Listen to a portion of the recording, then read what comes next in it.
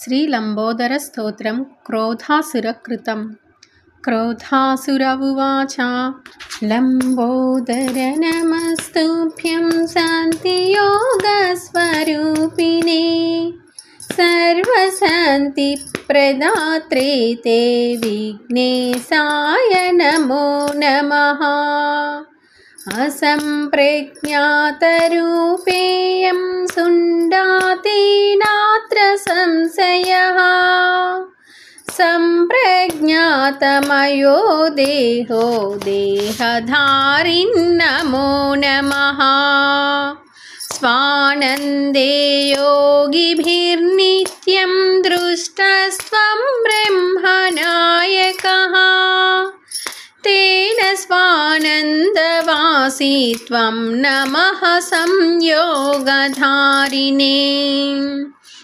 समुत्पन्नं त्वदुराज्ञा गन्नानाविधं प्रभो ब्रह्म तद्वन्न सन्देहो लम्बोदर नमोऽस्तु ते।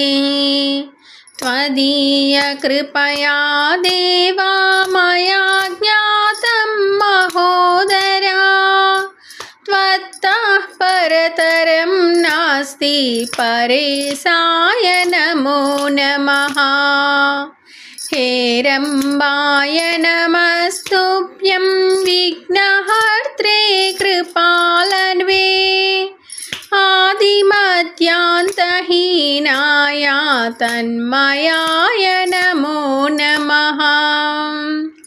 सिद्धिबुद्धिविहारज्ञा सिद्धिबुद्धिपते नमः। सिद्धिबुद्धिप्रदात्रे ते वक्रतुण्डाय वै नमः। सर्वात्मकाय सर्वादिपूज्याय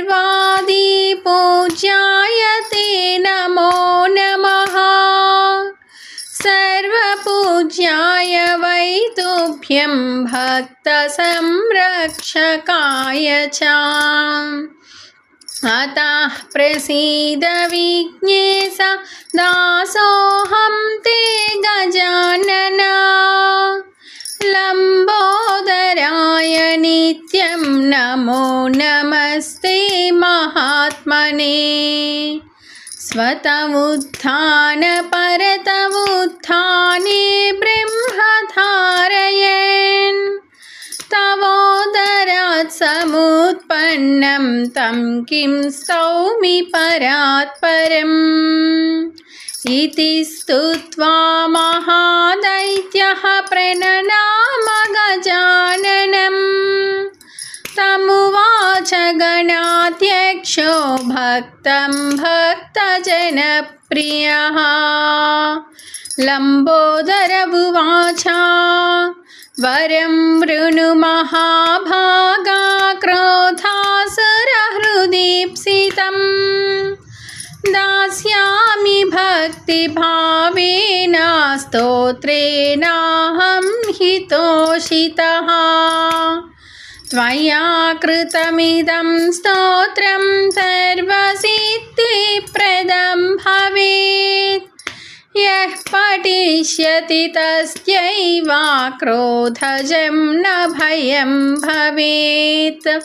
शृणुयात् तस्य तद्वच्च भविष्यति न संशयः। यद्यदिच्छति तद्वै दास्यामि स्तोत्रपाठतः।